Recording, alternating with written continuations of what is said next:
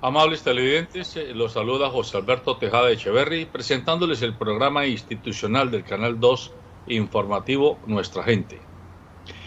Hoy mis invitados son Hernando y Catalina Hincapié, padre e hija, que son los gestores de la pequeña granja de Mamá Lulú, un proyecto de resistencia campesina, como él mismo lo dice, Hernando, que tiene 41 años de existencia.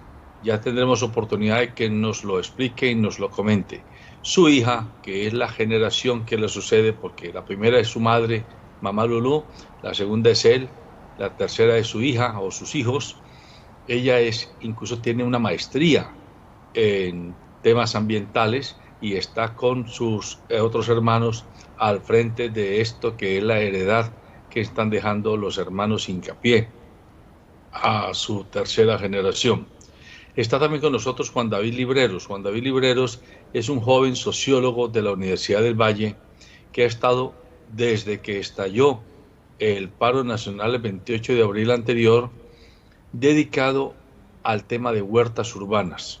Por eso lo invitamos, porque creemos que esta conexión entre la experiencia que ya tiene 4 décadas de confirmación de su validez, que ha logrado la familia Hincapié en Quimbaya, Quindío, puede servirle de referente a muchachos y a muchachas y a población que esté interesada en lo que se llama las granjas urbanas, las huertas urbanas, la agricultura urbana, porque algo de allí podemos aprender para traerlo aquí, a estas ciudades que son moles de cemento. También invitamos a Zoilo Payares, no sabemos si ya logramos que se conectara. Zoilo Payares, que nos hizo el contacto con Granja de Mamá Lulú y quien es experto en temas de desarrollo local. Vamos adelante. Vamos entonces a pedirle a Hernando que nos dé su primera información.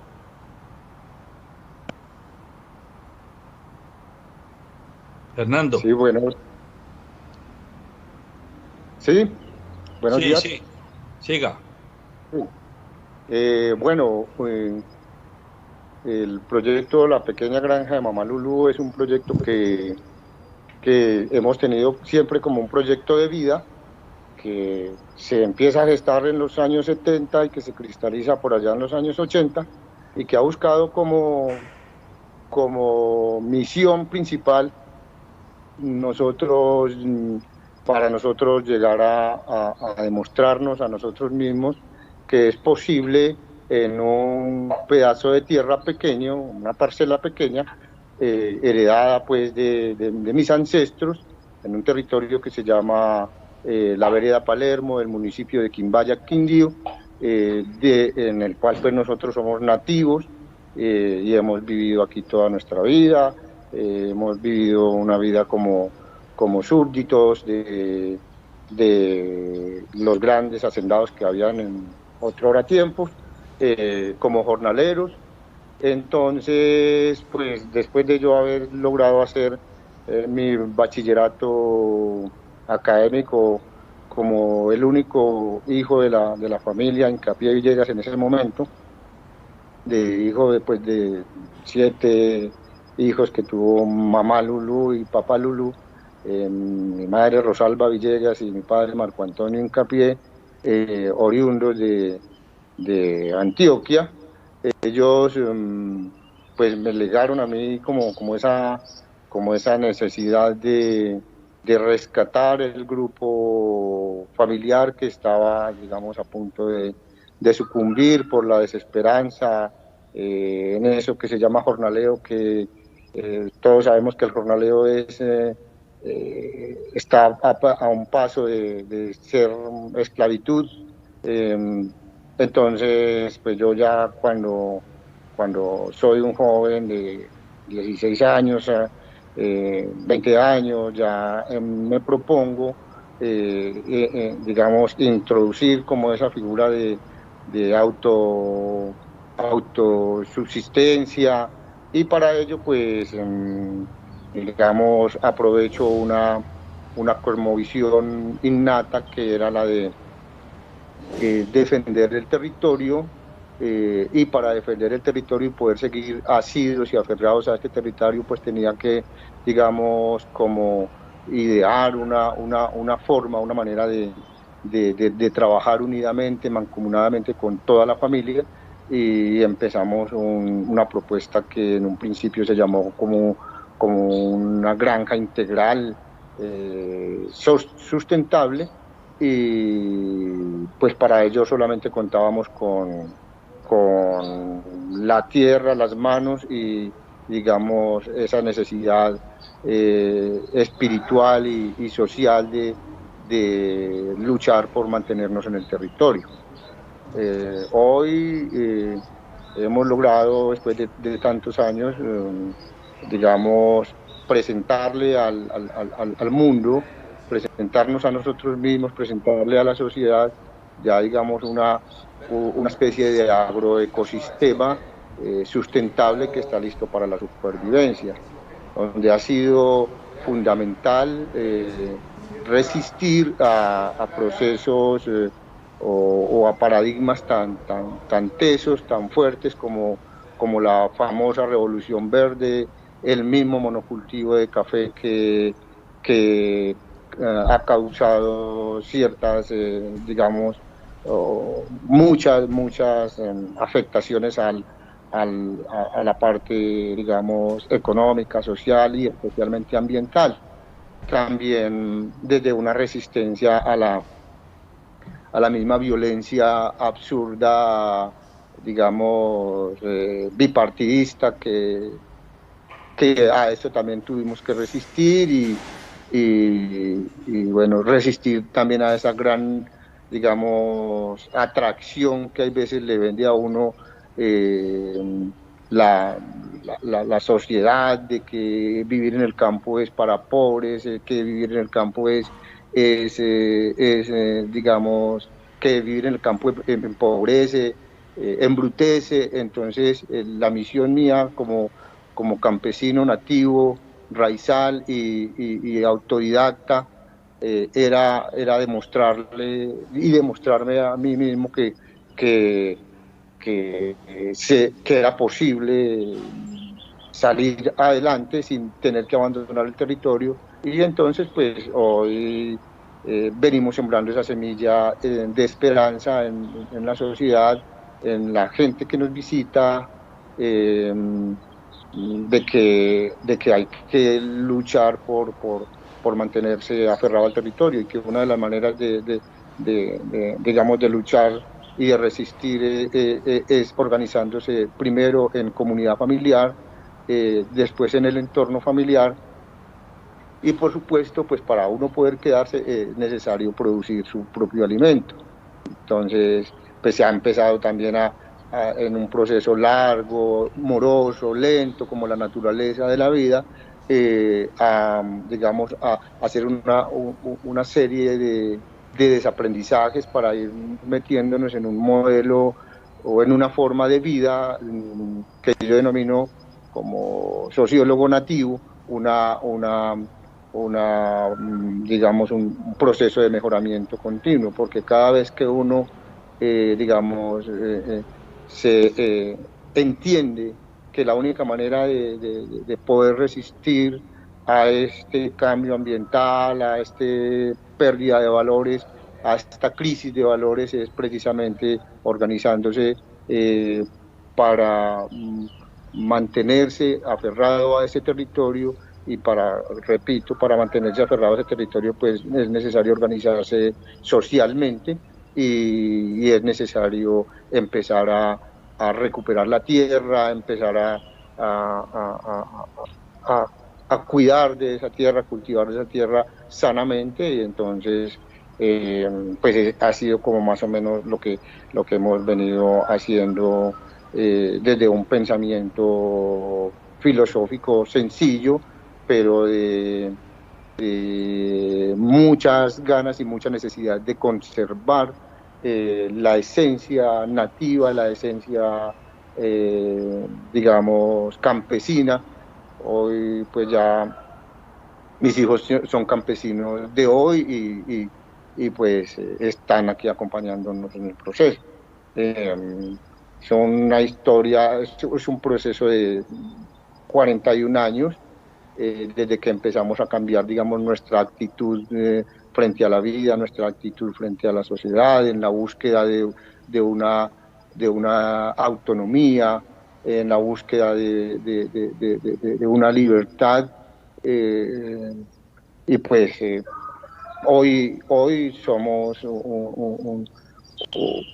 gracias al trabajo mancomunado, gracias a la misma familia, gracias a Dios, tenemos, pues, vivimos en una parcela que nos provee digamos, de los elementos principales para la vida. Entonces hacemos muchas, digamos, actividades prácticas, como cultivar en los techos, cultivar las hortalizas en los techos, hacer permacultura y utilizar o aprovechar mejor la oferta ambiental para subsistir. Perfecto. ¿Y cuántas personas han vivido o viven económicamente hablando de Granja Mamá Lulú? Mira, nosotros aquí económicamente de la granja vivimos un núcleo familiar, somos 10 personas prácticamente, digamos, generamos oportunidades a algunos vecinos, especialmente del pueblito, que son campesinos que se han tenido que ir y que cuando acá tenemos, digamos, un movimiento de estudiantes o de agricultores o de visitantes, porque también llegan, digamos, algunos turistas, entonces ahí también generamos unas oportunidades de trabajo. Hemos calculado más o menos que podemos, hasta unas 16 personas han, digamos, logrado obtener alguna economía de este proceso familiar. Perfecto. Catalina, usted es campesina de hoy, como dice su papá, y usted tiene una maestría ambiental.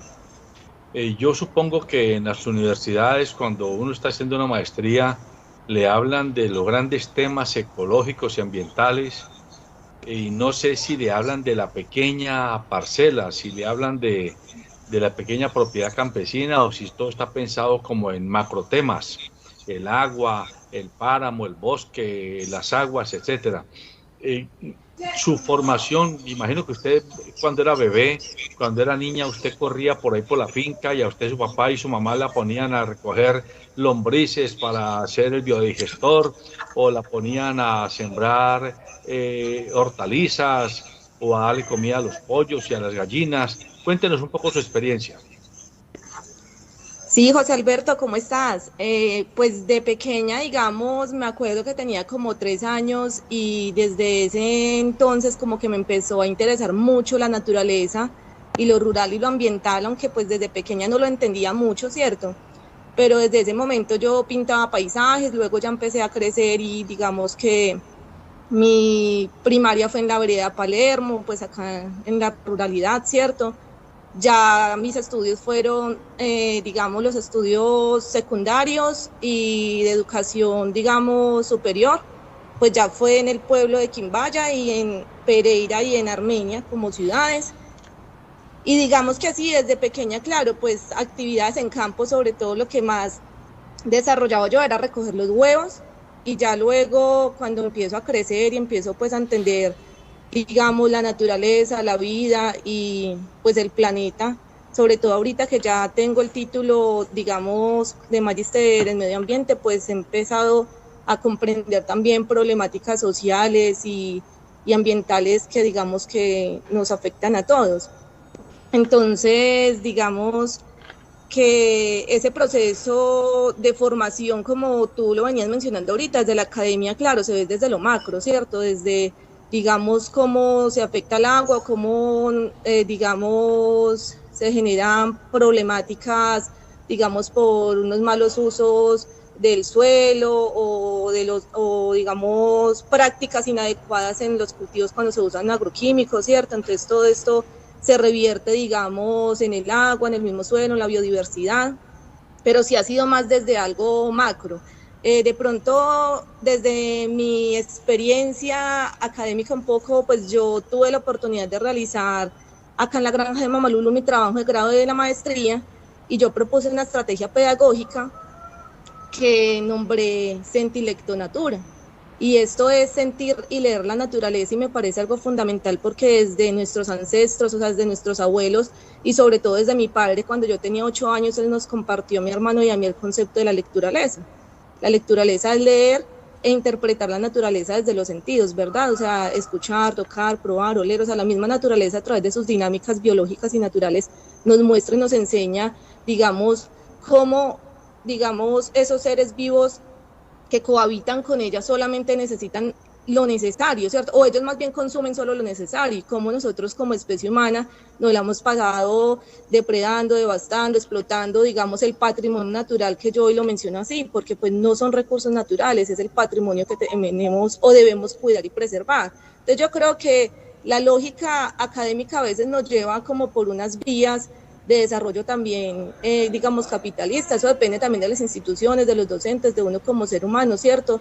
Pero digamos que uno también tiene ese, ¿cómo decirlo?, carácter propio para uno también tener esa oportunidad de pensar, ¿cierto? Y pues nosotros desde la granja somos un centro de reflexión ambiental. Entonces constantemente nos pensamos, digamos, bueno, ¿cómo transmitimos al otro, digamos, desde la educación ambiental ese tema de cuidado, de preservación, de restauración ecológica, desde lo que mi papá llama permacultura? Que la permacultura es, digamos, como cuidar o preservar nuestro entorno desde unas acciones ambientales, como él lo mencionaba ahorita, unos techos verdes, unas prácticas de terrazas.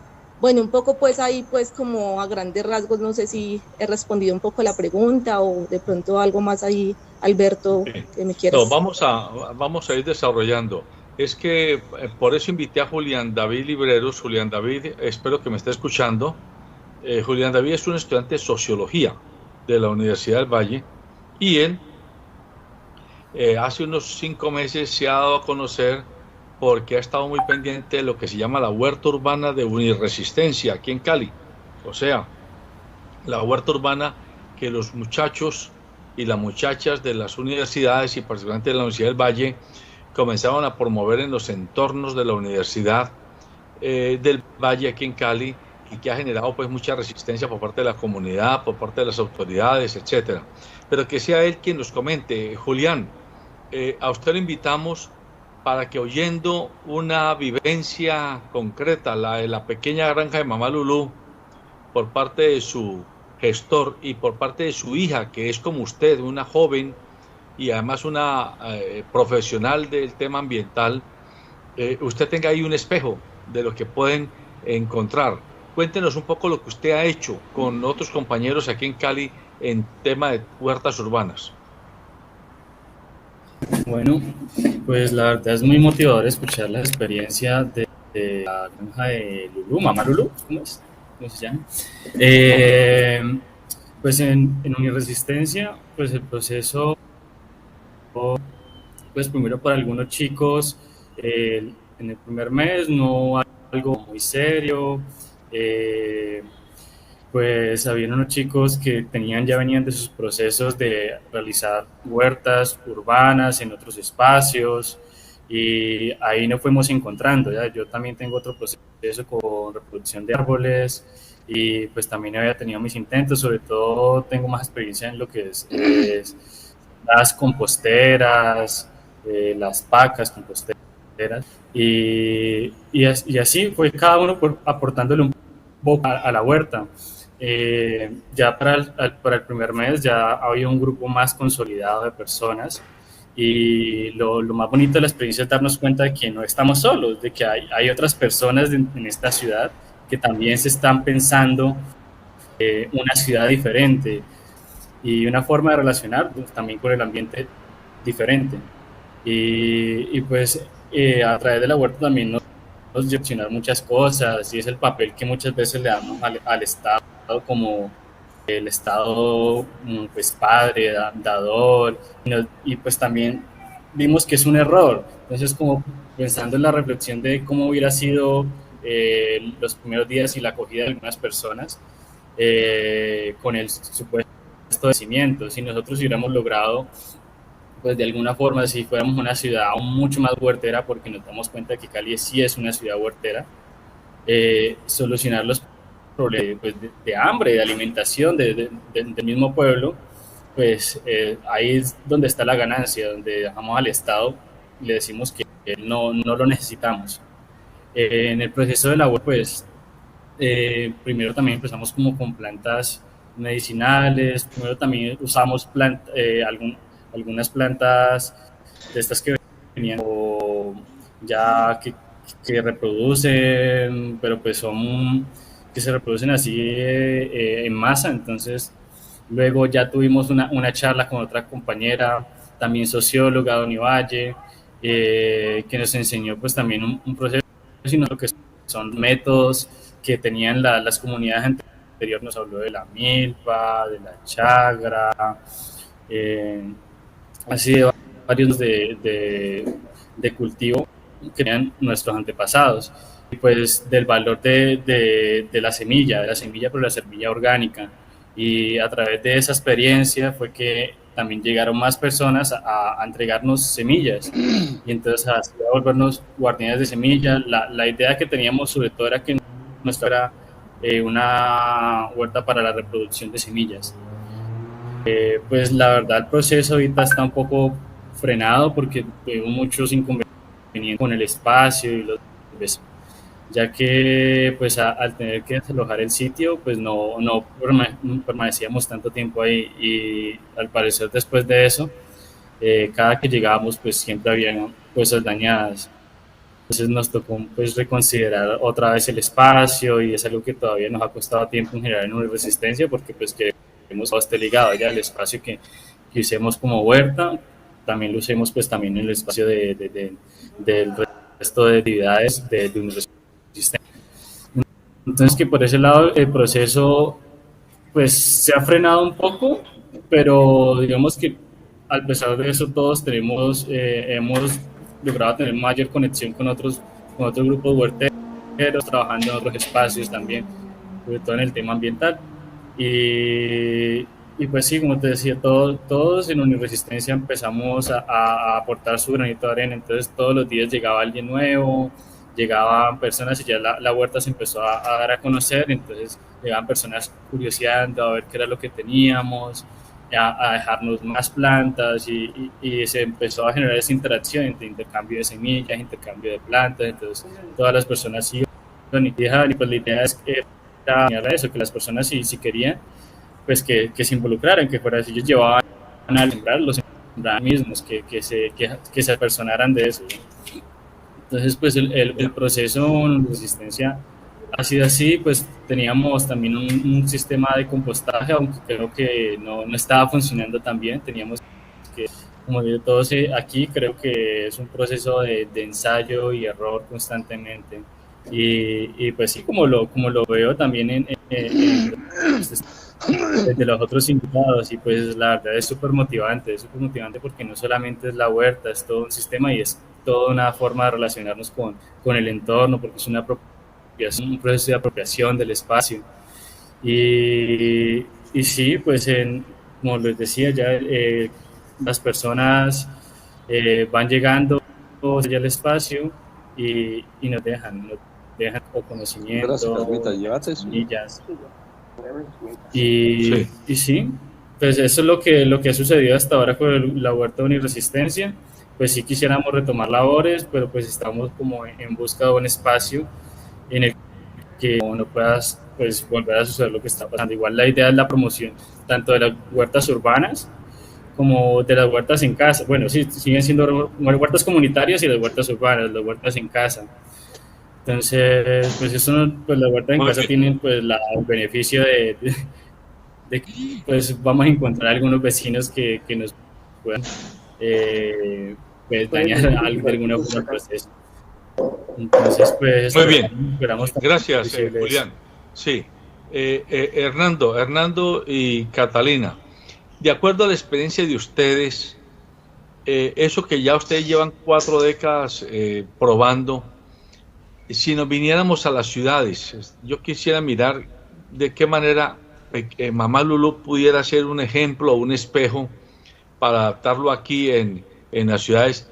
¿Qué de lo que ustedes hacen pudiera hacerse a microescala en las casas, en los antejardines, en los patios de las casas en las ciudades, o en los jardineles, o en los parques?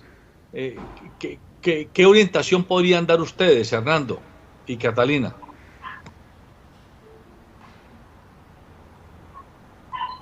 Hernando.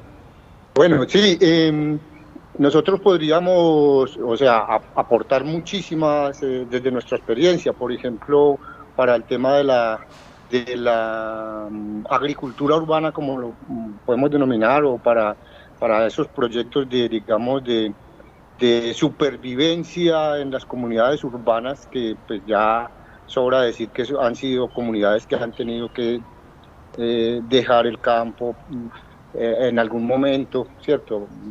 Hace mucho tiempo o recientemente, producto de lo que ya sabemos pues que pasa en nuestro país, y estando ya ellos allá, pues tienen que de todas maneras buscar la manera de sobrevivir, permítanme la palabra, sobrevivencia o supervivencia.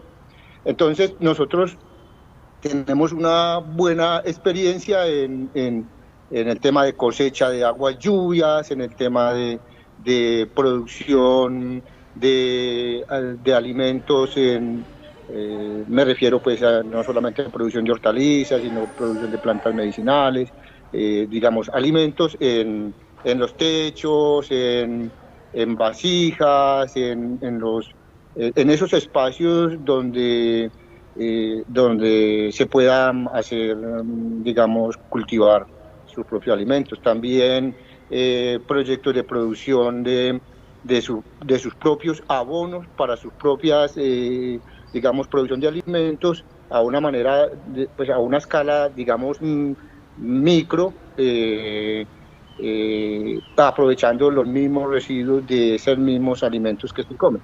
Entonces, podemos aportar mucho en nuestra experiencia también sistemas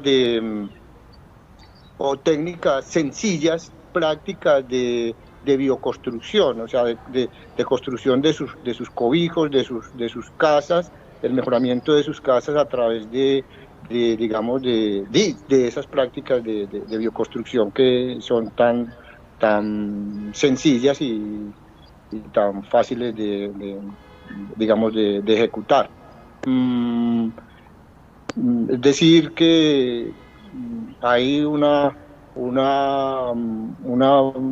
experiencia que nosotros podemos, digamos, aportarle y de hecho lo hemos hecho en muchas comunidades de todo el país, en muchas localidades, aportando, pues, digamos, ese conocimiento que nosotros tenemos para que las personas puedan, digamos, pervivir en su lugar. Desde luego que una de las cosas que a mí me parece bien importante es que el empoderamiento de esas familias y de esas comunidades, el empoderamiento de su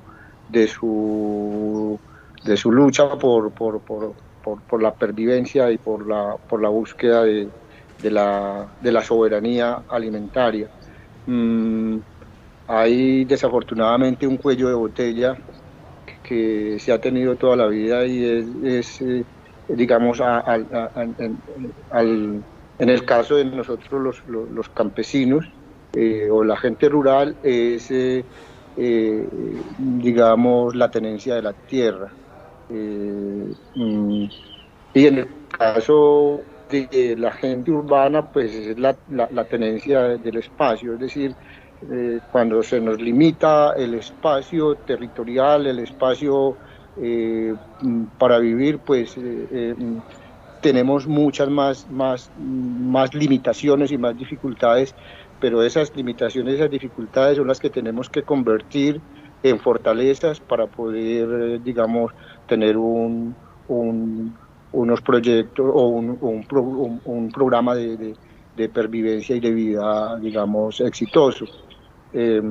Así que aquí hay muchos, digamos, elementos prácticos desde la permacultura, desde la agroecología, que pueden ser trasladados digamos, al contexto urbano, al contexto urbano y al contexto suburbano también.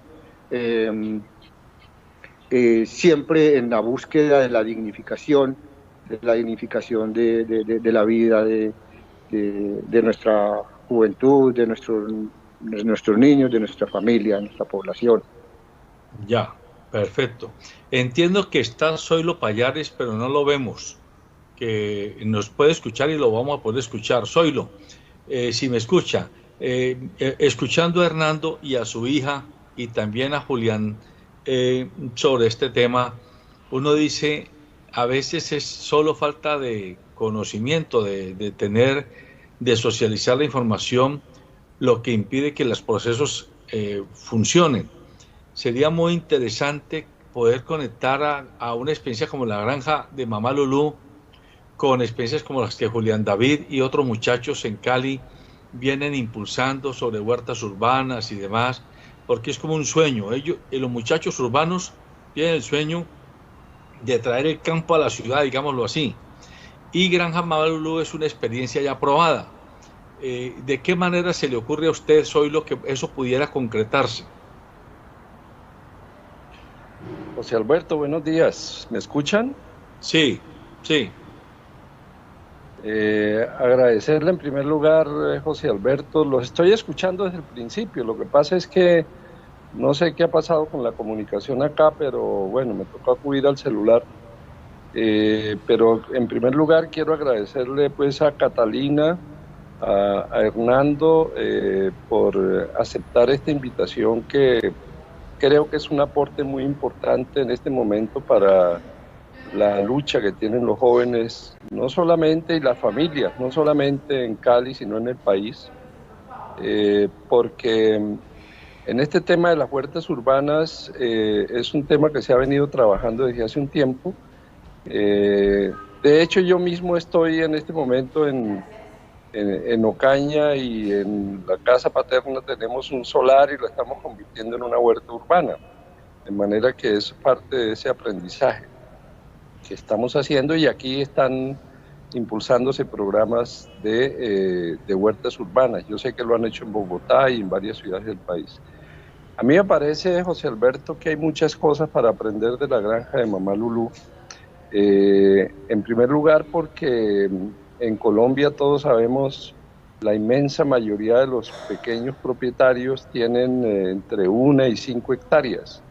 La granja, según me explicaba Catalina, está en alrededor de 1 hectárea, y en esa hectárea han logrado pues unos niveles de producción y de productividad y de integración, digamos, de la naturaleza con el campo y con la ciudad, y con procesos que le dan mucha sustentabilidad y sostenibilidad. Me pareció también muy interesante el tema de cómo han logrado resistir también al tema de la pandemia, cómo ellos no sufrieron, digamos, no han sufrido con ese tema de la pandemia. Entonces son muchos elementos. Yo creo que, José Alberto, parte de lo que podríamos hacer en la implementación en otras zonas del país es conociendo un poquito más todas las experiencias y experimentos que ellos tienen y que han desarrollado en la granja. Por ejemplo, el biodigestor, cómo aprovechar, por ejemplo, la luz solar con los paneles. Todas esas innovaciones que se pueden hacer dentro de una pequeña unidad productiva de 1, 2 o 3 hectáreas, creo que puede ser muy útil para que las personas no solamente puedan, digamos, fomentar el cultivo de las plantas medicinales, aromáticas, de pequeños frutos o de productos de sostenimiento, como por ejemplo la yuca, el plátano, las frutas, etcétera, sino también cómo incorporar tecnología a estos procesos, de manera que yo creo que ese puede ser un camino, José Alberto, el de conocer un poco más sobre las tecnologías y las innovaciones que ellos han realizado, que nos las explicaran una por una y ver qué se puede digámoslo así, trasladar, transmitir, apropiar por parte de otras regiones de estas tecnologías y cómo pueden ellos apoyarlo para que se haga. Sí. Porque yo sé que ya están haciéndolo en varias zonas del país. Que nos invitaran, que nos contaran un poquito de eso, José Alberto, para ver cómo lo podemos implementar nosotros. Bien. Sí, digámosle entonces a Catalina, que es joven, que es campesina, que tiene la experiencia, que nos cuente eso. Catalina. Bueno, pues un poco de las tecnologías y de las innovaciones que tenemos implementadas en la granja, pues son alrededor como, bueno, no me acuerdo, son como unas 7 o unas 8, pero entonces por lo menos tenemos un sistema de tratamiento de aguas residuales domésticas que pues podríamos nombrar también como una PETAR, ¿cierto? Una planta de tratamiento. Entonces resulta que pues nosotros como especie humana tomamos el agua limpia y lo que hacemos es como contaminarla con los diferentes procesos domésticos, ¿verdad? En la granja tenemos una capacidad de carga, digamos, para ese sistema de, digamos, 50 personas día. Pues la idea sería de que no hubiesen más personas porque pues se puede alterar ese sistema.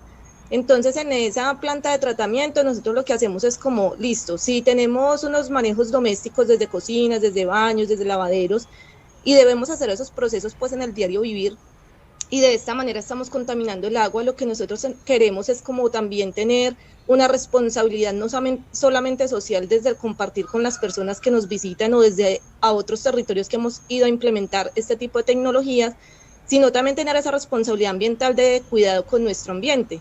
Entonces, en ese sentido, el sistema de tratamiento que nosotros tenemos se divide en 3 etapas. Hay una etapa que es el pretratamiento del agua residual. Allí pues contamos con 3 tanques de pozo séptico. Allí llegan las aguas de los sanitarios y pues allí digamos que lo que se hace es, digamos que los sólidos queden suspendidos para que el agua ya vaya pasando más limpia a los otros procesos. Y también separamos las aguas grises, que las aguas grises son las que vienen ya, digamos, de los usos domésticos y por un principio químico que es la decantación se separan, digamos, sólidos de líquidos. Bueno, esto acá explicarlo en teoría es como escucharlo, pero seguro luego tendremos la oportunidad de que ustedes nos puedan visitar o de ir a sus territorios y compartir también como nuestra experiencia.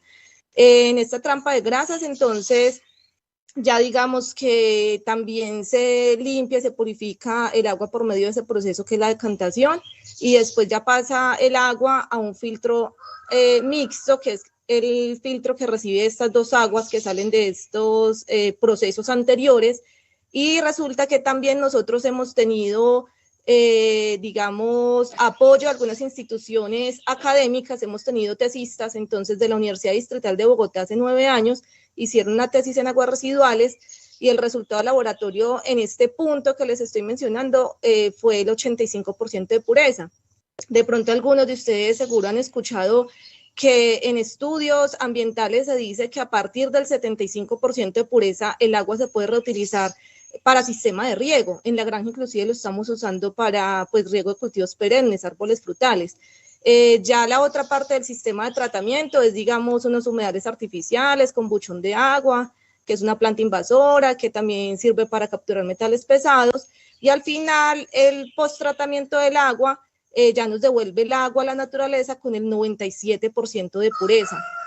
Al final tenemos 4 biofiltros con unas especies biorremediadores. Hay una que se llama clavo de pantano, que es una especie de laguna. Hay otra que se llama papiro criollo, hay otra que se llama vetiver, y finalmente hay una planta acuática también que se llama matandrea. Y al final tenemos como un indicador biológico, piscicultura. Hace más o menos 8 años estamos experimentando con tilapia roja, y es un indicador buenísimo, ya que estos peces, el hecho de no, digamos, perder su vida, ¿cierto? Nos está indicando la cantidad de oxígeno que tiene el agua. Entonces, digamos, este sistema de tratamiento, esta planta de tratamiento es una de las tecnologías con que cuenta la granja y digamos que primero, pues, estamos teniendo esa responsabilidad ambiental y estamos retornando el agua limpia al ambiente para ese sistema de riego. Y segundo, ya el agua va por un sistema de terrazas de formación lenta, se infiltra esa agua dentro del suelo y ya digamos que la devolvemos a un manantial o un ojo de agua que tenemos, un agua que hemos llevado conservando hace 41 años, que es agua que viene de la montaña, y allí ya vuelve esa agua, digamos, residual, vuelve a esa agua, digamos, de montaña, o sea, las integramos porque pues ya esa agua residual ya llega con el 100% de pureza, pues el suelo ha hecho su trabajo también de filtración. Hay otra tecnología que me parece muy importante, como es el tema de los biodigestores. Creo que Alberto, Zoilo, alguno de los dos estaba mencionando ahorita un poco también esa parte. Entonces, me parece pues que también es muy importante, sobre todo en sistemas productivos, por lo menos como la ganadería, como la porcicultura, que hay muchas personas que, digamos, se dedican a esta actividad, pero que de pronto se ha pensado mucho desde el tema económico, pero no desde el tema ambiental. Entonces yo creo que es trascendental o transversal más bien empezar a incorporar también tecnologías que nos empiecen a ayudar un poco también pues con la vida, ¿cierto? Porque por lo menos sabemos que las heces de vaca son altamente contaminantes en la atmósfera.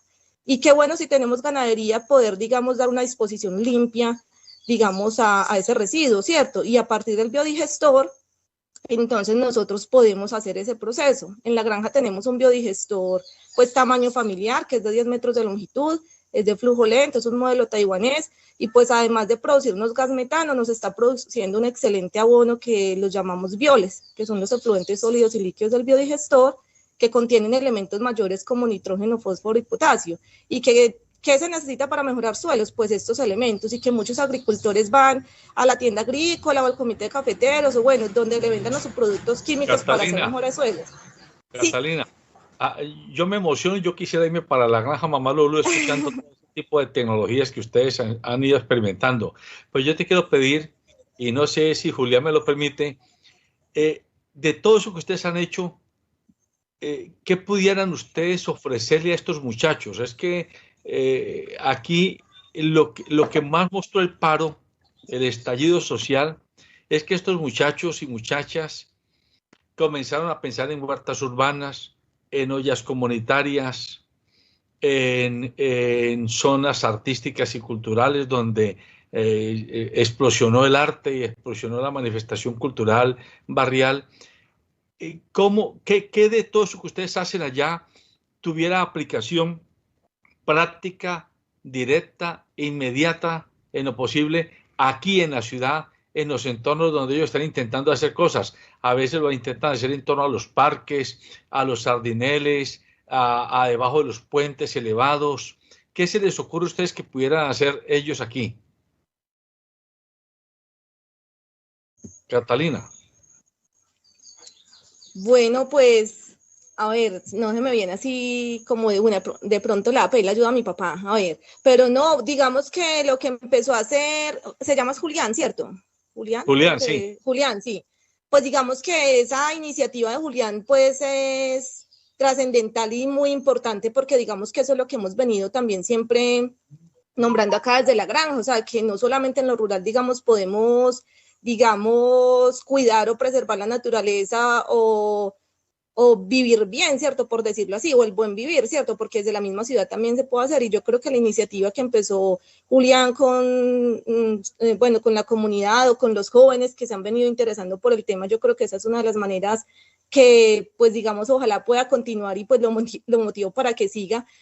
Pero yo, pues, desde mi conocimiento y hasta lo que más o menos he podido, digamos, aprender, pues, es la agricultura urbana, es algo que uno debería ponerse, digamos, a hacer, ¿cierto? Catalina, sí. Y si yo te comprometo y a tu papá, por ejemplo, si Julián consiguiera unos 20 jóvenes como él, de aquí de los 20 puntos de resistencia, y le dijeran, Hernando y Catalina, ¿será que nos pueden recibir unos 2 o 3 días allá para un taller intensivo? Obviamente pues, habrá que pagarles a ustedes unos costos lo más baratos posibles para los muchachos. Ustedes lo recibirían y les darían todo ese... En 3 días los muchachos lograrían acopiar tecnologías o conocimientos que puedan venir a validar aquí. O sea, un fin de semana largo.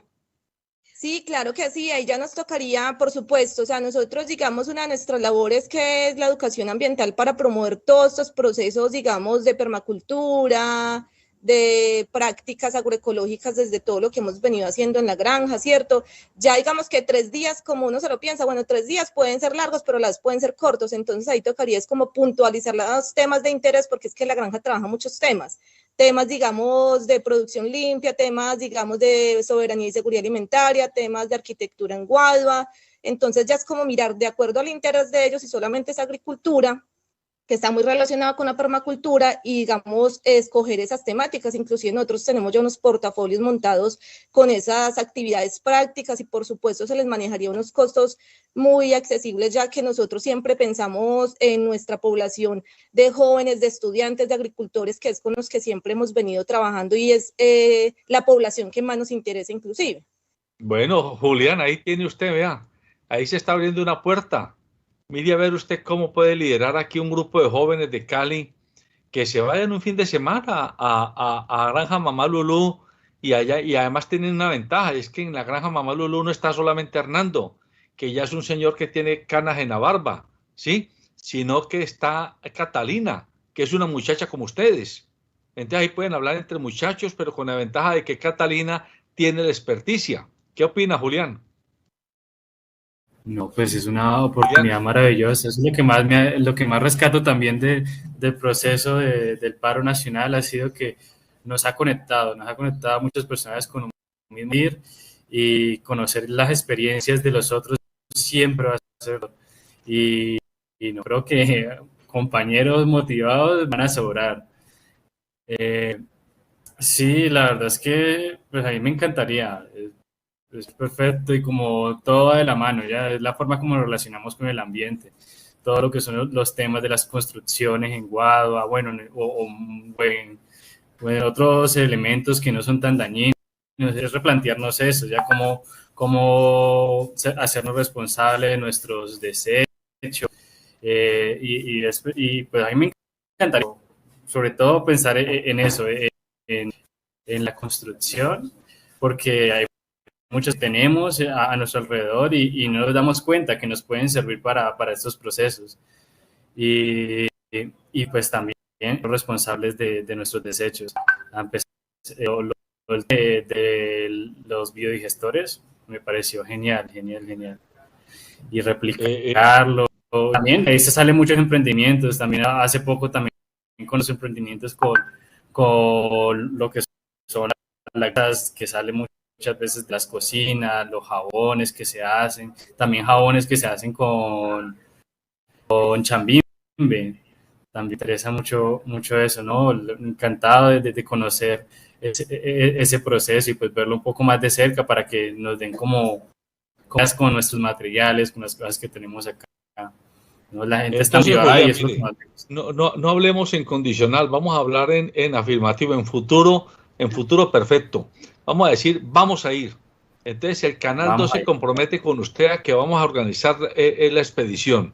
Usted convoque a los muchachos, hablamos con Hernando y con Catalina, definimos cuánto vale ir hasta hacia allá un fin de semana para que haya un curso intensivo y lo programamos lo más pronto posible porque hay que aprovechar esa hora que los muchachos están todavía muy motivados.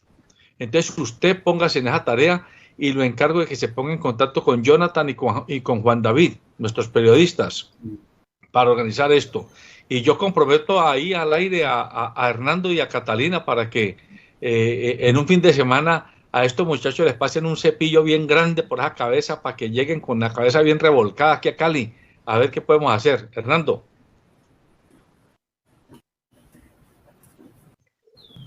Claro que sí. Aquí con mucho cariño, con mucha alegría estamos dispuestos a recibirlos y aportarles todo lo que nosotros podamos. De antemano, pues sí, muchas gracias por tenernos en cuenta. Es muy importante saber que acá, cuando ellos vengan, también van a estar, digamos, acogidos, no solamente por toda la familia, y dentro de esa familia, pues hay varios jóvenes, entre ellos, pues obviamente está Catalina y Marco Antonio, que Marco Antonio es mi hijo menor, que pues es estudiante de biología de la Universidad del Quindío y que es también una persona que está metido, así como Catalina, de alma, corazón y vida en este proyecto, y también tiene mucho conocimiento para compartir con todas las personas, con los jóvenes, con los adultos y con los niños inclusive. Entonces, aquí estamos para servir, porque a eso fue que venimos a este planeta. Sí, muy importante. Zoilo, veo que volvió usted por ahí, ahí lo vi.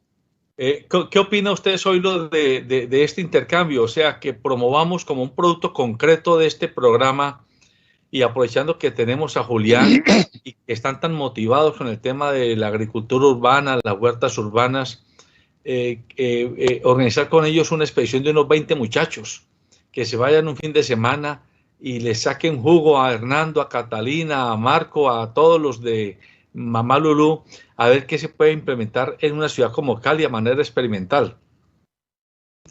José Alberto, a mí me parece una idea excelente, porque entre otras cosas, en primer lugar está ahí a 3 horas y media de Cali.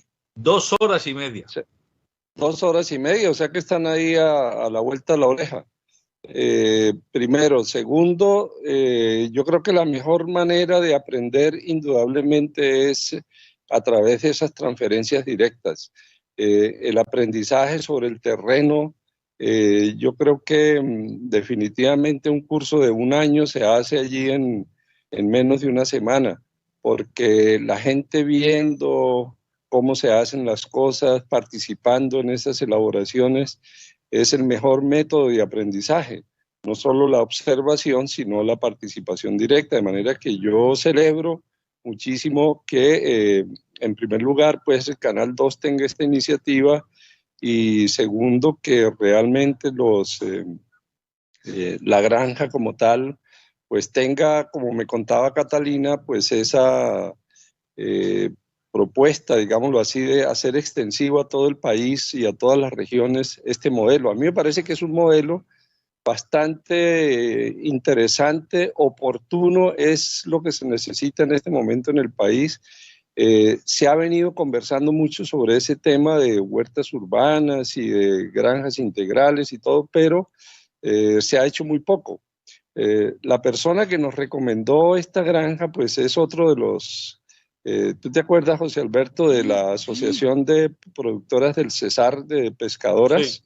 Sí. Y pescadores del Cesar. Ella fue la que nos recomendó, y creo que también se pueden hacer ese tipo de transferencias. Yo celebro eso, José Alberto, y yo añadiría una cosa, que hay que hacerlo antes de que finalice el año. No, hay que hacerlo muy rápido. Julián tiene para que no se queden en cuento.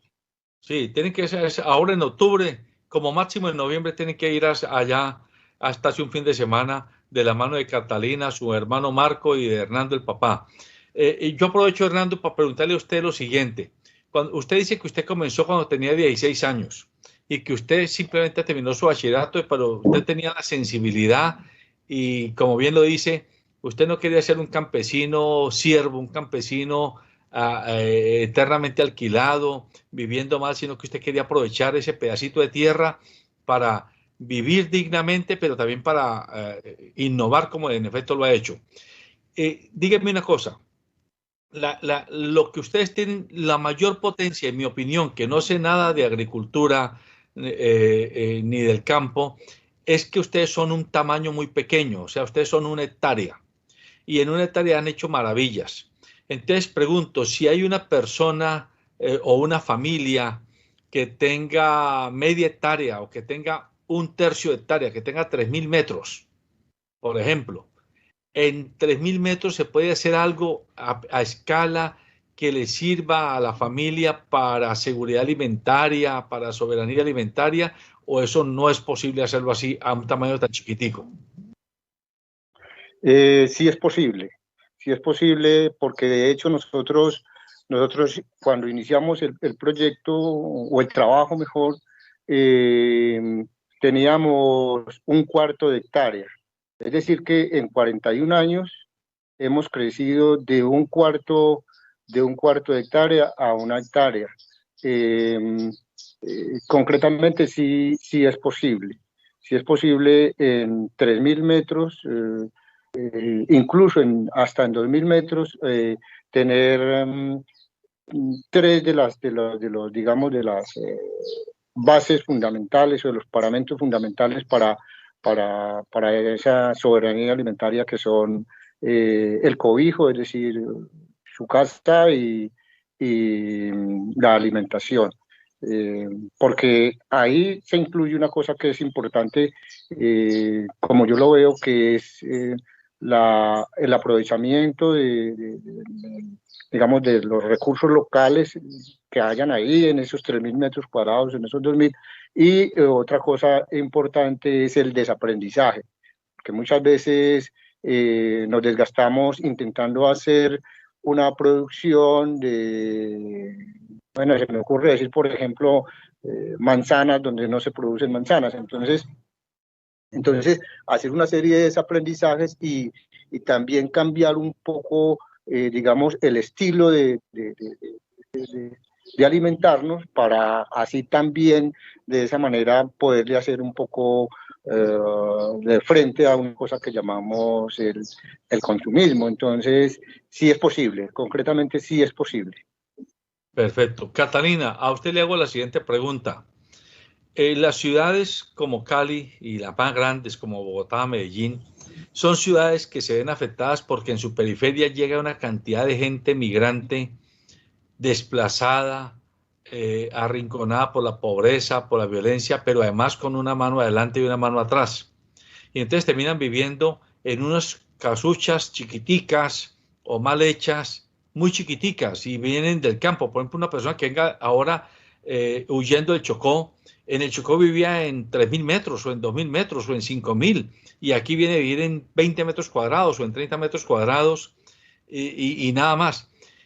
Pensar en posibilidades de que dentro de los planes de ordenamiento territorial de las ciudades, en esas zonas periféricas, además de hacer parques recreativos, se hicieran zonas que pues para poner un nombre, zonas de seguridad alimentaria, donde al lado del parque uno pueda montar como una especie de finca urbana de 10.000 metros, de 1 hectárea, y en esa finca, con una asesoría especializada como la de ustedes, tener allí cultivos de animales de especies menores, que la gallina, que el pollo, que el conejo, que el cuy, etcétera, que la codorniz, pero también tener hortalizas y eso podría hacerse. Pregunto, porque uno cuando oye hablar a los funcionarios públicos dicen, no, es que eso es imposible, eso es prohibido, porque donde viven los humanos no pueden vivir los animales, porque entonces se contaminan las aguas y se contamina el ambiente. Y entonces uno dice, ¿y entonces Hernando qué? Es que Hernando tiene un hígado especial, porque nunca se enfermó. Y Catalina también. Viven con animales, viven con plantas y ahí están sanitos. ¿Qué solución hay ahí? ¿Se puede hacer una cosa de esas, Catalina? Sí, eso, Alberto, de ser posible, por supuesto que lo es. Inclusive, pues es una triste, cruda realidad, digamos, como la ruralidad, ¿cierto? Migra a la ciudad. Inclusive hace como 2 o 3 meses tuve una entrevista también con un amigo de Bogotá, de cómo, digamos, desplazaron a varios campesinos y nativos, y el claro ejemplo que tú acabas de poner, o sea, los ponen en un espacio muy pequeño en la ciudad y pues a ellos se les imposibilita mucho la vida, digamos, en una ciudad. Pero entonces si hablamos desde el urbano, ¿cierto? Desde personas urbanas que puedan llegar a esto, pues claro, eso podría darse, ¿cierto? En la medida, digamos, que haya interés de la comunidad. Yo no, la verdad, no conozco mucho, digamos, acerca del tema de ordenamiento territorial, porque aunque desde mi profesión lo vi, no soy muy experta en ese tema. pero yo creo que por medio de algunas acciones comunitarias o algunas peticiones que uno puede, digamos, acercarse a estas entidades, ya sea alcaldías o gubernamentales, digamos, yo creo que sí se podría llegar a hacer, porque yo me pienso, digamos, desde el manejo, o sea, eso de ser posible es posible. Ya es como uno llevar un buen proyecto, ¿cierto? Y tener en cuenta, digamos, que desde ese proyecto que tú planteas, darle ese manejo adecuado a la disposición, digamos, de los residuos, ¿cierto? Bueno, entonces si vamos a tener animales, ¿con qué los vamos a alimentar o cómo los vamos a manejar? Por ejemplo, en nuestro caso, los animales son vegetarianos. Entonces, lo que tú decías, de acuerdo a cómo nos alimentemos, también de acuerdo a eso se van a generar sí o no contaminaciones, ¿cierto? O cómo entonces luego eso se va a revertir en el agua o en el suelo, pero entonces yo creo que todo va de la mano, digamos, con el manejo que se le dé a cada proyecto, a cada situación, y me parece que es muy viable, y yo creo que habrían muchísimas personas urbanas interesadas en proyectos como esos, y seguro que si se sacara un proyecto, o sea, faltaría es como una persona vocera, como bueno, ¿quién va a ser ese líder que va a jalonar y va a proyectar, digamos, esa idea, la va a escribir y la va a llevar a una realidad? Porque de darse, yo sé que se da, yo sé que muchísimas personas estarían interesadas en ir cada 8 días, 2 o 3 veces a la semana, a cuidar sus animales, a cultivar, a abonar, a regar las plantas, a cosechar, porque pues la pandemia hoy no lo demostró, o sea, necesitamos de esto para seguir sobreviviendo como especie humana. Entonces yo creo que, o sea, de ser posible, por supuesto, y viable sí lo es. Y además, antes de darle la palabra a Juliana, que de común acuerdo con Hernando, con Catalina y con Zoilo, les pido que lo nombremos vocero. Comprometámoslo de una vez a Julián, para que él sea el que lidere esta iniciativa. Sí. Pero miren, José Alberto.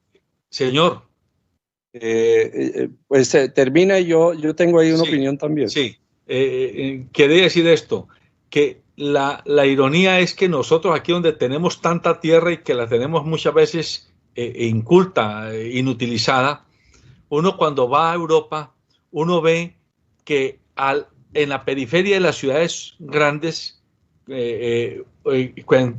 cuando va de una ciudad a otra, uno ve un poco de lotecitos al lado y lado de las carreteras, y esos lotecitos son de 100, de 150, 200 metros cuadrados.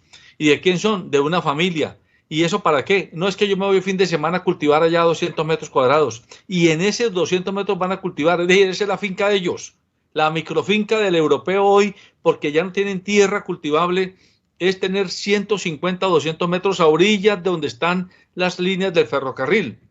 Y nosotros aquí que tenemos tierra en cantidad, ni siquiera aprovechamos estas cosas. Zoilo, diga. Zoilo. Sí. Te escuchamos. Zoilo. Hola, Zoilo. No se lo está escuchando. ¿Me escuchas? ¿Me escuchas? ¿Aló? Sí, ahí sí. Habla. Ok. Mira, José Alberto, es que eso que tú planteas tiene unos fundamentos históricos. Aquí, a pesar de la crueldad de los conquistadores y toda esa cosa, cuando llegaron a estas tierras, aquí a América y a Colombia, ellos dividían la tierra en dos partes. Uno, la propiedad privada, que ellos se cogían todas las tierras para ellos, pero a pesar de eso dejaban unas tierras comunales que la llamaban ejidos. Los ejidos todavía existen. Y allí dentro del Canal 2, nuestro amigo Dícter es un experto en el tema de ejidos y de tierras comunales. Hasta donde yo sé, la inmensa mayoría de los municipios de Colombia conservan tierras comunes, tierras que pues a nivel nacional se llaman algunas baldías, pero alrededor de las ciudades hay todavía ejidos y hay tierras comunales que son las tierras que se podrían solicitar para que se hagan esas huertas comunales. Simplemente que realmente permitan a través de las vías jurídicas o las que sean, ver cómo se recuperan esas tierras, pero existe. Y ese espacio está allí, de manera que si tenemos la tecnología, la experiencia, el modelo, y por el otro lado están las tierras, yo creo que vale la pena, esa sería una línea de trabajo muy importante. Y en el caso pues de Julián, pues yo estoy de acuerdo que pues saludo a Julián y decirle que pues es una manera de encabezar este liderazgo, por la vía de huertas comunales. A ver, Julián, tiene la palabra. Una oferta. Sí, Julián, tiene la palabra. Sí, pues primero decir que yo tengo una convicción y no solamente nos lo enseña la pandemia, ni el paro y el cambio climático, y es que pues el futuro es ambientalista o no es. Entonces, es una idea, no hay de otra. Y eso también es lo que no. Y no, pues hay que ver todo. Yo creo que es súper importante. Y no, pues tenemos que, respecto al tema jurídico, pues yo creo que hay que complicarse tanto. Sí, pues es un tan complejo, pero yo creo que a veces hay que enfocar más diferente, hay que saber hablar con el establecimiento. Entonces no es ir a decirle como que es una huerta, porque las huertas tienen ciertas complicaciones en materia legal. Hablar de centros de educación ambiental y uno deshaciendo. Entonces también quisiera decirles a los chicos que para nuestra visita, si nos pongan a hacer, que trabajemos en Minga, que es de la forma como nos hemos enseñado a aprender.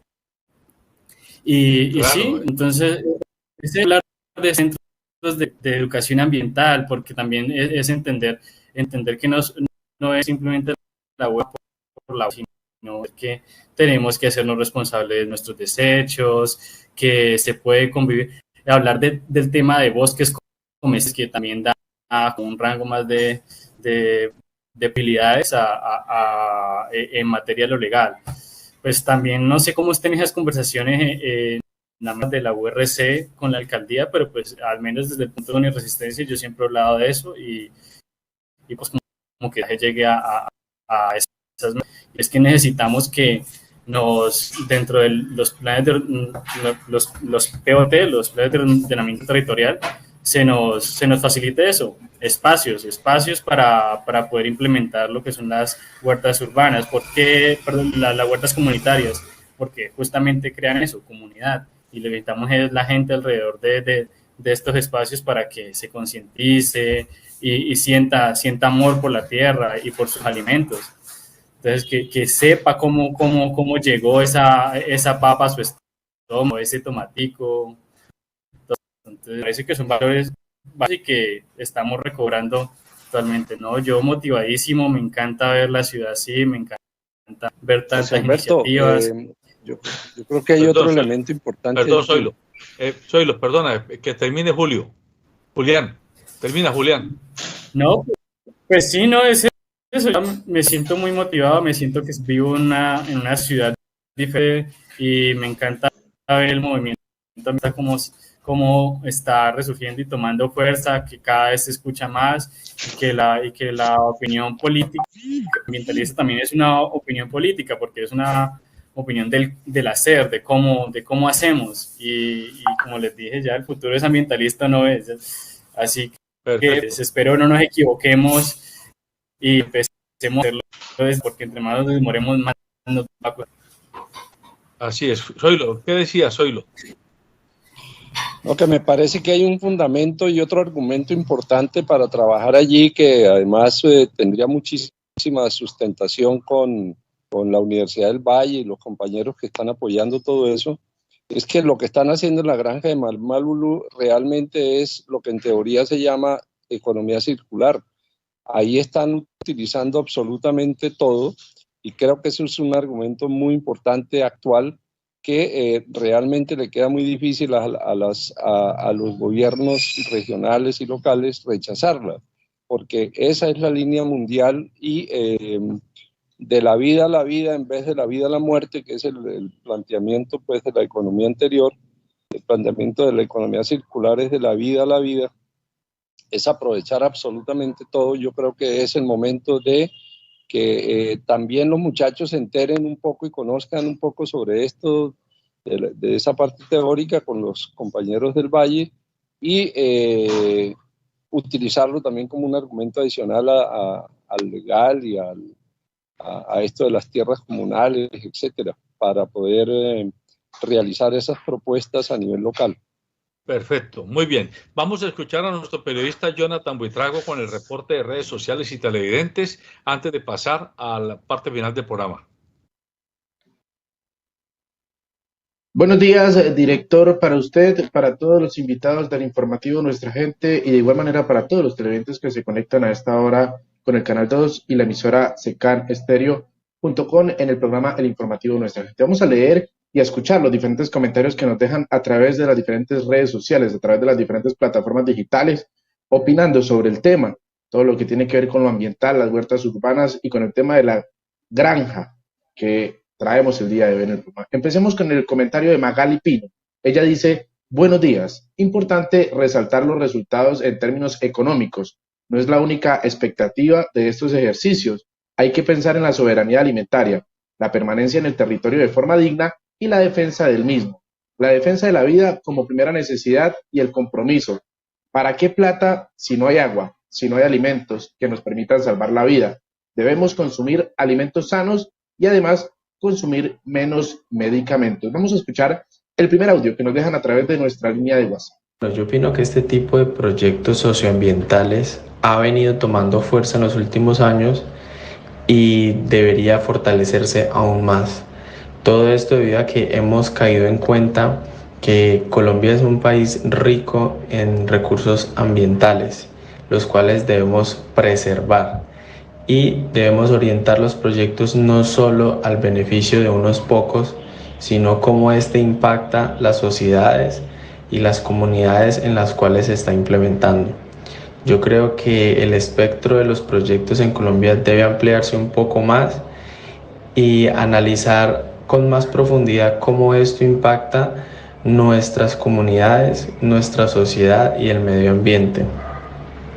Nosotros somos un país rico en agricultura y rico en recursos naturales y es esto lo que debemos preservar para poder así ser más competitivos con los demás países tanto de Latinoamérica como del mundo.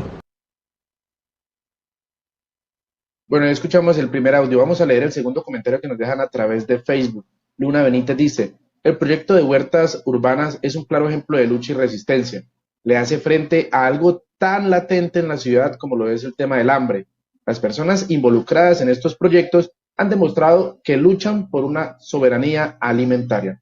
Escuchemos el segundo audio de nuestra línea de WhatsApp. Muy buenos días para todos ustedes. Algo muy importante, lastimosamente, en lo último que se piensa en Colombia y el ser humano en general es temas ambientales. Aquí no nos gusta reciclar. Hay demasiadas construcciones a nivel urbano.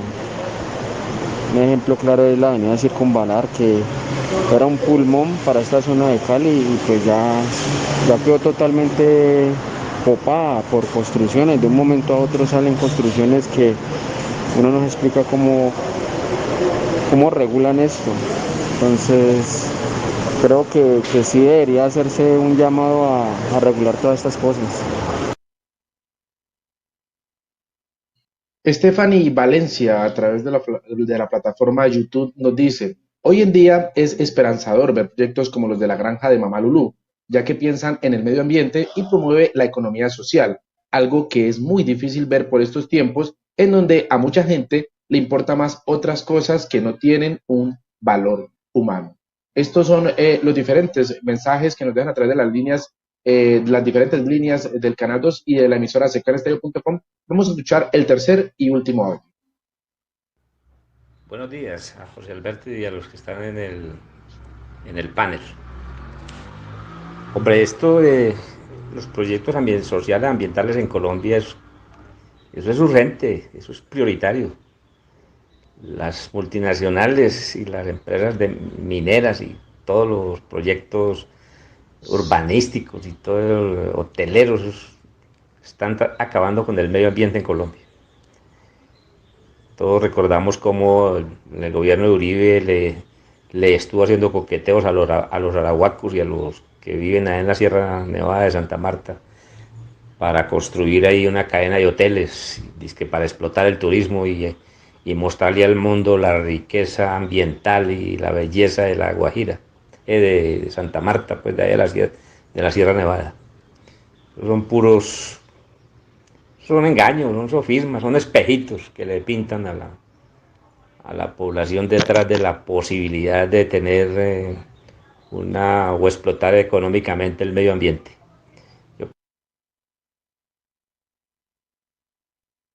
Agradecemos a todos los televidentes que dejaron su mensaje y enviaron su nota de voz para la participación de este programa, el informativo Nuestra Gente. Además, también recordarles que volveremos el día lunes con otro tema diferente para que todos ustedes puedan participar. Yo por el momento me despido, no sin antes recordarles que sigan con la programación musical que tiene para ustedes www.secanestereo.com y además el canal 2, el canal de Nuestra Gente. Adelante, director. Gracias, Jonathan. Vamos a cerrar el programa pidiéndole a Hernando y a Catalina que nos hagan el último mensaje a partir de una experiencia de 41 años, ya, donde esto ya no es un proyecto, esto es una realidad probada y recontrobada.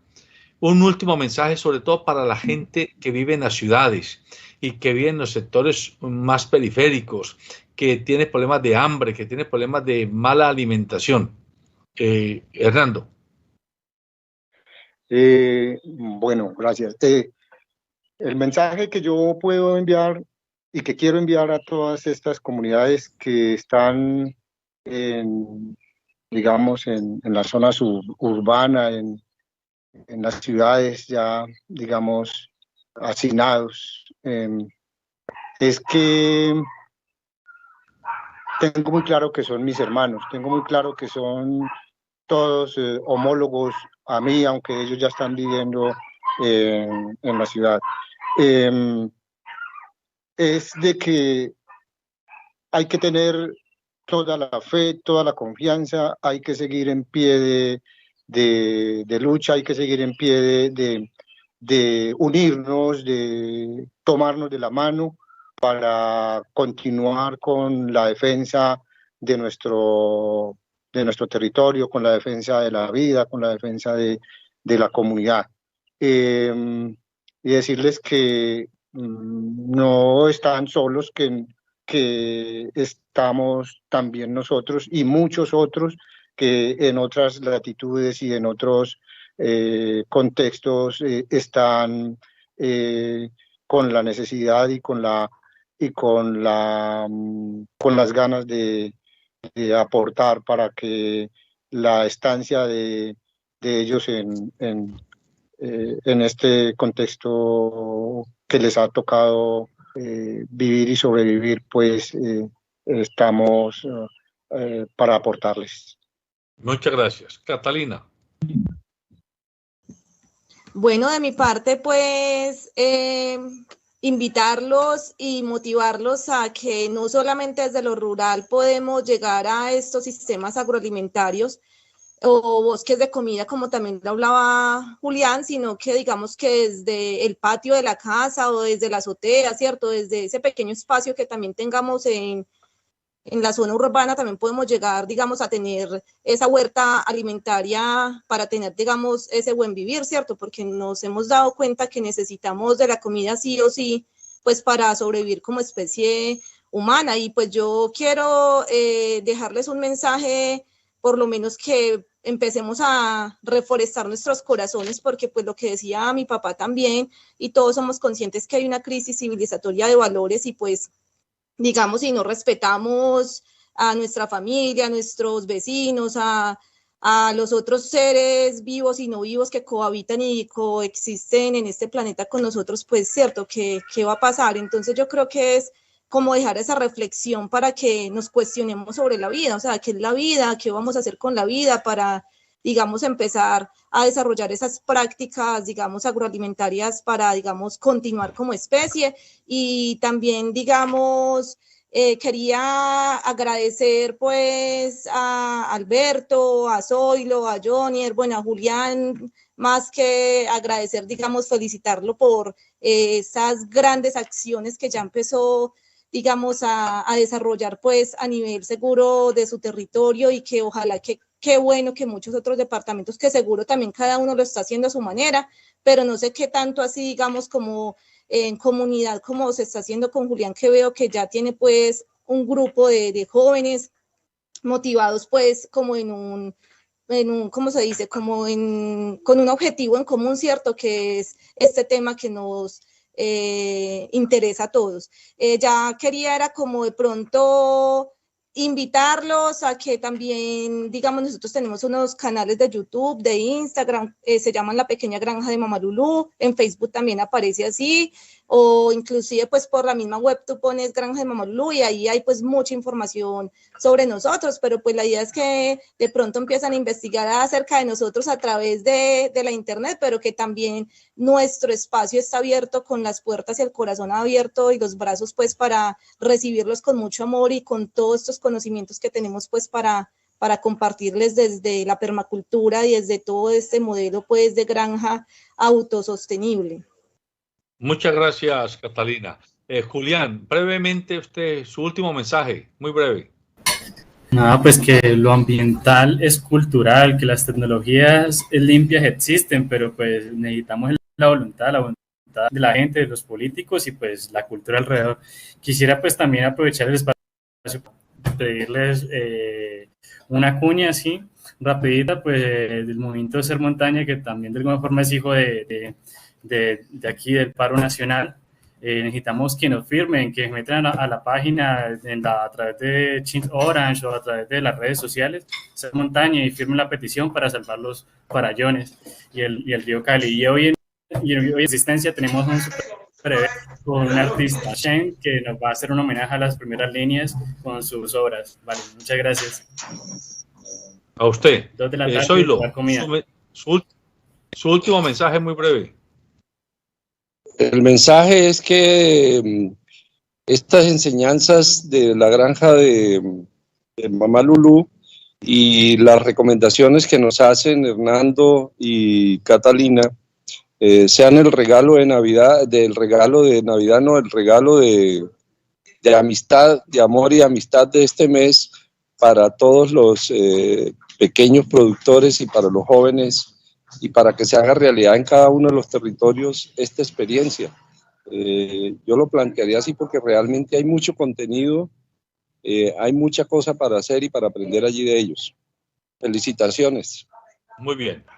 Agradecemos pues a Hernando, a Catalina, a Zoilo, a Julián, que han estado compartiendo este rato con nosotros, a nuestros televidentes y a internautas, y cerramos con el siguiente comentario editorial. 40 años, 41 años de validación de un sueño convierten esto en una realidad que puede contrastarse en 4 décadas donde la calidad de vida, la calidad de alimentación y la calidad del mundo campesino se ha deteriorado. Y en una hectárea de tierra, o en menos porque comenzaron con un cuarto de hectárea de tierra, una familia campesina comenzó y hoy tiene un proyecto validado que demuestra que pequeñas áreas territoriales pueden ser espacios de soberanía y seguridad alimentaria y espacios de cuidado ambiental. Creo que el mensaje más potente que tienen ellos es ese, que no se requieren 100 hectáreas ni 1000 hectáreas para hacer un proyecto de cambio en la seguridad alimentaria y en el tema medioambiental, que con pequeñas extensiones tú puedes lograr el cambio. Estoy pensando yo en quienes tienen 1000, 2000, 3000 metros por ahí y que los tienen ociosos. Hombre, hay que mirar cómo les vamos a poner oficio medioambiental y oficio agroalimentario. Eso en primer lugar. En segundo lugar, quiero hacer notar la importancia del impacto del 28 de abril. Yo he sostenido que el 28 de abril nació un sujeto político nuevo y agregaría un sujeto cultural nuevo, que son estos muchachos y muchachas que definitivamente tienen otra visión de la vida, otra visión de la economía, otra visión de la política y otra visión de la cultura. Son muchachos y muchachas que nos están convocando a eso, a que hay que cuidar la vida, pero hay que merecerse la vida que nosotros reclamamos para sí mismos. ¿Qué quiere decir ello? Que estos muchachos no son ningunos vándalos, que por más que los sigan tratando de vándalos y de delincuentes y de subversivos y de guerrilleros. Mire, Julián, bueno, es un guerrillero, pero de la naturaleza, pero un guerrillero en defensa altruista de la naturaleza. Y sí es un subversivo, pero es un subversivo de ideas anquilosadas, ideas que definitivamente han demostrado que no sirven para nada, sino para deteriorar la casa común de todos en beneficio del bolsillo de unos muy poquitos que además tampoco la van a poder gozar.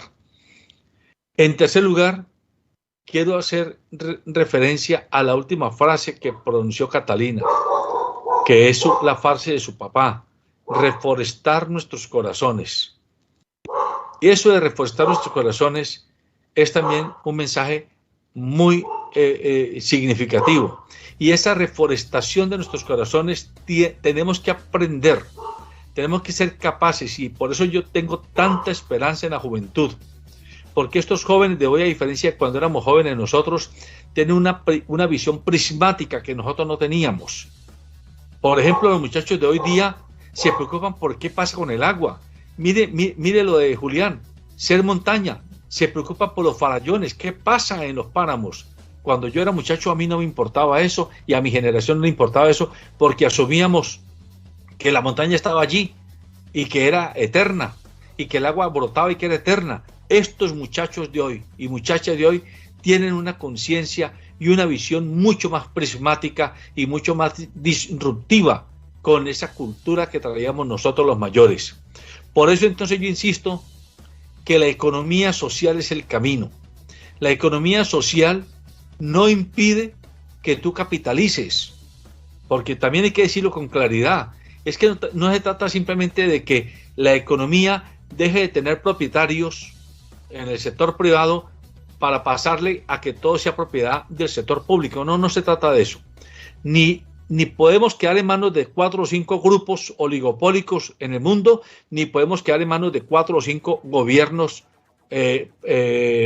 despóticos y autoritarios en el mundo. No, la sociedad civil tiene que ser capaz de construir ella su propia franja de economía social. Y en esa franja de economía social, como bien lo ha demostrado la familia Hincapié, usted puede ser un propietario. Lo que pasa es que no quiera 100 hectáreas si no las necesita, hombre, por Dios. Si usted con 1 hectárea puede demostrar esto, bueno, si tiene 2 o 3, lo puede ampliar. Pero no, hombre, no le quite, no le robe a la gente lo que no es suyo. Y viva y muestre y hágase propietario y capitalice para usted y para su familia, pero ayudándole a los demás a que también capitalicen, sobre todo a que capitalicen en la resolución de problemas, en la atención de desafíos y sobre todo en el capital más grande, el del buen vivir, porque al final de cuentas el dinero no se come. A final de cuentas la importancia de un cierto cargo no nos permite vivir mejor o peor. A nosotros nos permite vivir mejor o peor la capacidad que tengamos de sintonizarnos con el misterio de la vida.